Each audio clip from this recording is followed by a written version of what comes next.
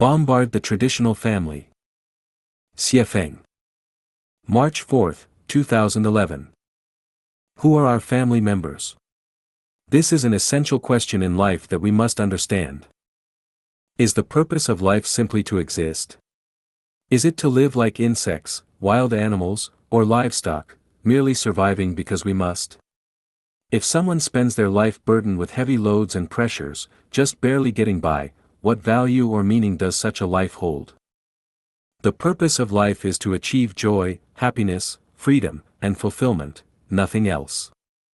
Life is not about redemption, completing some mission, fulfilling responsibilities or obligations, propagating offspring, serving family, religion, political parties, nations, or the world, nor about sacrificing for justice, ideals, or truth. It is about enjoying the pleasures of life and the essence of existence. If a person lives without joy, happiness, freedom, or fulfillment, what's the point of living? What value does such a life have for the individual? To die under such circumstances would be truly tragic. Life should revolve around achieving joy, happiness, freedom, and fulfillment. Any other reasons are an insult to and destruction of life and existence. Therefore, we need to redefine what family members truly mean. What are family members? Answer: family members are those who bring us joy, happiness, freedom, and fulfillment. Anyone who brings us these qualities is our family.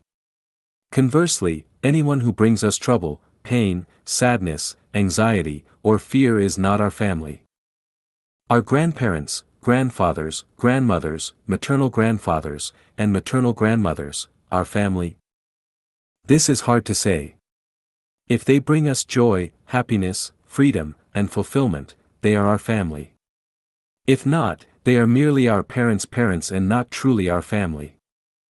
Are parents our family? It depends on whether our parents bring us joy, happiness, freedom, and fulfillment.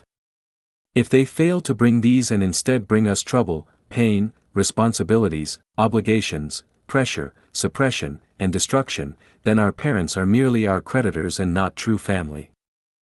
Does simply giving birth to and raising me make someone my family? No. The fact that my parents gave birth to and raised me was their own choice, not mine. They decided to bring me into this difficult, crisis-filled world without my consent. Since they brought me here, it is their duty to raise me. They should not claim that everything they did was for me because the reality is that it was for themselves. If it were truly for me, they would not have brought me into this world of suffering and danger in the first place. If they had to bring me here, they should have created an environment where I could experience joy, happiness, freedom, and fulfillment. Otherwise, why bring me into this world at all? Are children our family? The same logic applies. If children bring us joy, happiness, freedom, and fulfillment, then they are family. Otherwise, they are merely the result of past life karmic debts, either as creditors or debtors. My only purpose is to collect or repay debts through them. Are siblings our family? It's hard to say. It depends on whether siblings bring us joy, happiness, freedom, and fulfillment. If they do, they are family; if not, they are merely childhood playmates or companions on the journey of life. Are spouses family? There's a saying, spouses are enemies. Whether they are family depends on whether they bring joy, happiness, freedom, and fulfillment to one another. If they don't, what qualifies them as family? What about distant relatives like aunts, uncles, and cousins? Again, this depends on whether they bring joy, happiness, freedom, and fulfillment. Every adult should carefully consider and honestly ask themselves, from whom have I received joy, happiness, freedom, and fulfillment in my life? I would say that the joy, happiness, freedom, and fulfillment in life have largely been brought to us by nature, which is the greatest creator, and partly through our own labor, creation, and selfless contributions. Some of it has come from people who are not traditionally considered family.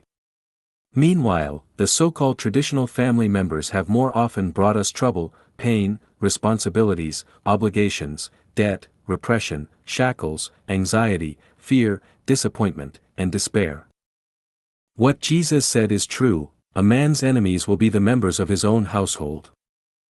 Think about it: who were the ones who first held us back on the path to the kingdom of freedom? Wasn't it those traditional family members who always say, "I'm doing this for your own good"? Goodbye, family. The cycle of cause and effect: everything is inevitable. Xiefeng. March 5, 2011. How has your life been? Good, or not so good? Satisfactory, or unsatisfactory? I say, whether it is satisfactory or not, it is all fate. Our current circumstances in this life have already been determined by the actions of our past lives. They are difficult to alter, they've been written into the script. No matter how we struggle, we can only follow the plot. We are not in control and cannot change much. Do I have evidence for this? Yes. Everything that Bodhidharma said holds true. Bodhidharma stated, to know the causes of the past life, look at what you are enduring in this life; to know the outcomes of the future life, look at what you are doing in this life. To endure means to accept, bear, or shoulder. It signifies inevitability, there's no escape. This word alone reveals that everything in this life is a result we are compelled to face. So, if you are poor in this life, don't complain.